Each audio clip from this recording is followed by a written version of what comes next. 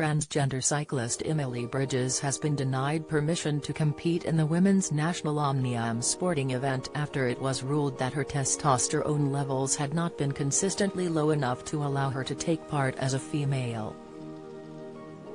Meanwhile, fiercely opinionated broadcaster Piers Morgan, who has been campaigning against transgender people competing in women's sport for years, took to Twitter in celebration. Finally, a ray of common sense shines up from the virtue-signaling insanity, he wrote jubilantly in view of almost 8 million followers.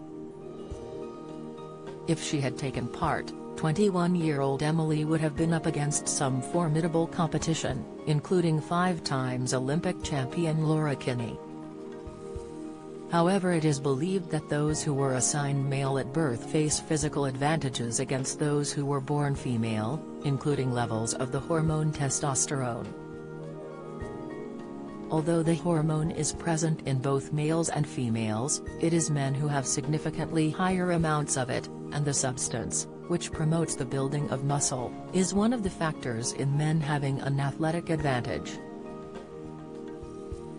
The Union Cyclist International requires their contestants to have had testosterone levels that are below 5 nanomoles per liter for at least a year prior to competing. However, the association has confirmed that Emily does not meet the criteria, and British Cycling subsequently issued a statement to say so. It read, "We have now been informed by the Union Cyclist International, UCI, that under their current guidelines Emily is not eligible to participate in this event."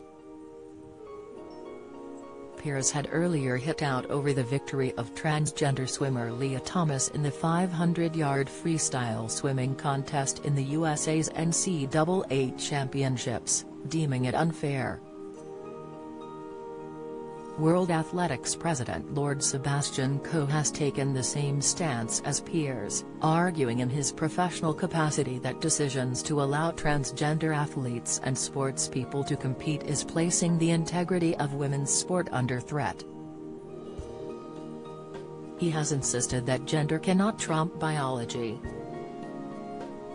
Great Britain Olympic swimmer Sharon Davis, who originally hit out at British Cycling after they initially allowed Emily to compete, had said that biological females had been thrown under the PC bus and that better ways should be found of being inclusive that did not put women's chances in jeopardy.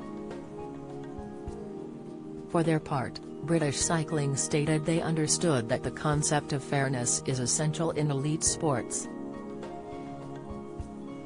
They added they were calling for a coalition to share, learn and understand more about how we can achieve fairness in a way that maintains the dignity and respect of all athletes. Piers has been one of the most vocal opponents within the media about transgender competition in the world of women's sport, and has spoken about it at length in his book Wake Up, written during the coronavirus lockdown.